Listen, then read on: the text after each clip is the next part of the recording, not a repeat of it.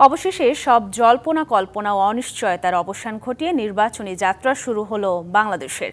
জাতির উদ্দেশ্যে দেয়া ভাষণে প্রধান উপদেষ্টা ডক্টর মোহাম্মদ ইউনূস ফেব্রুয়ারিতে রমজানের আগেই জাতীয় নির্বাচনের ঘোষণা দিয়েছেন।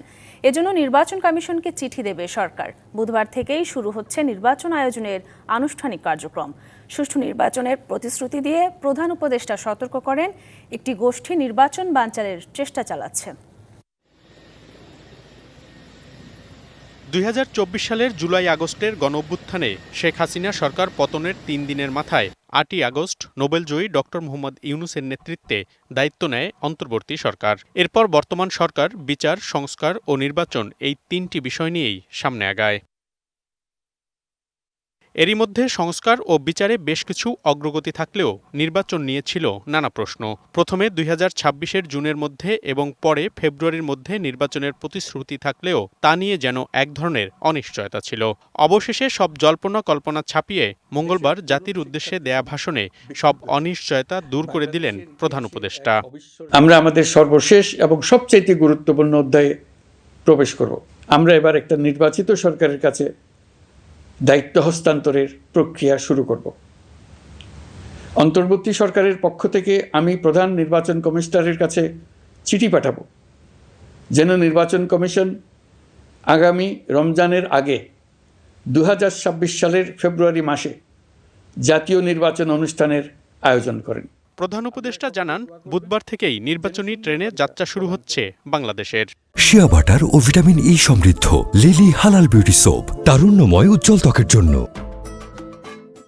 এবারের নির্বাচন যেন আনন্দ উৎসবের দিক থেকে, শান্তি শৃঙ্খলার দিক থেকে, ভোটার উপস্থিতির দিক থেকে, সৌহার্দ্য ও আন্তরিকতার দিক থেকে দেশের ইতিহাসে স্মরণীয় হয়ে থাকে। সেই জন্য সকল আয়োজন সম্পন্ন করতে আগামীকাল থেকে আমরা সকলেই মানসিক প্রস্তুতি ও প্রাতিষ্ঠানিক আয়োজন শুরু করব।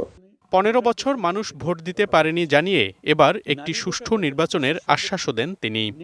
দেশের মানুষের ভোটাধিকার কেড়ে নেবার কারণে গত ১৫ বছর ধরে নাগরিকবৃন্দ ভোট দিতে পারেনি। এবারের নির্বাচনে আমরা আমাদের বকেয়া আনন্দ সহ মহা আনন্দে ভোট দিতে চাই। নির্বাচনের দিনকে আমরা ঈদের উৎসবের মতো করতে চাই। একটি গোষ্ঠী নির্বাচন বানচালের চেষ্টা করছে বলেও সতর্ক করেন প্রধান উপদেষ্টা। একটা গোষ্ঠী নির্বাচনকে বাধাগ্রস্ত করার জন্য উন্মুখ হয়ে আছে। তারা দেশের গণতান্ত্রিক অগ্রযাত্রাকে ব্যাহত করতে দেশের বাইরে বসে ভেতরে থেকে নানা অপচেষ্টায় লিপ্ত রয়েছে। আমাদেরকে অবশ্যই খেয়াল রাখতে হবে তারা যেন নির্বাচনকে সংঘাতময় করে তোলার কোনো রকমের সুযোগ না পায়।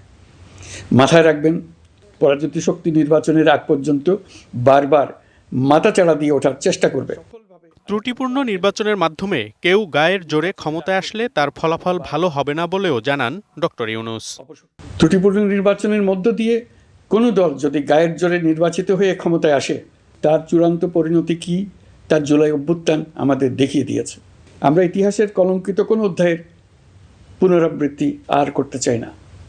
এবার প্রবাসীরাও পাচ্ছেন ভোটের অধিকার। তরুণ ভোটারদের সতর্কতার সাথে প্রার্থী নির্বাচনের আহ্বান প্রধান উপদেষ্টার।